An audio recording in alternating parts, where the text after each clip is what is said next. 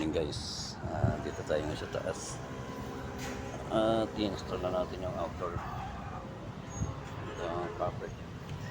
copper tube na 3/8, copper tube na 3/4, relative insulation. Gamit natin yung tools. Ayan naman yung aking kasama ng uhuli ng wire, guide wire, para may labas yung wire. Transmission line ng indoor to outdoor.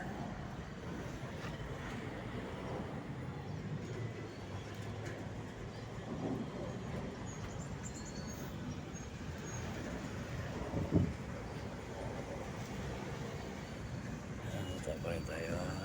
Ito yung ating paligiran. Marichi, SDI, SM.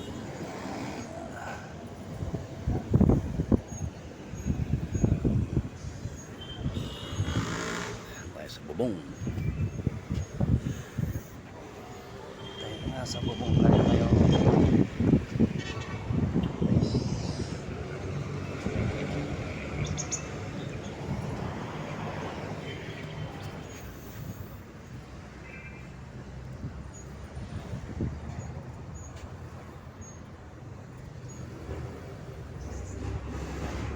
Guys, sa panonood, naway nasa mabuti kayong kalagayan ngayon sa tag-ulan panahon na magdala lagi ng payong at baka abutin ng ulan, iwas sakit.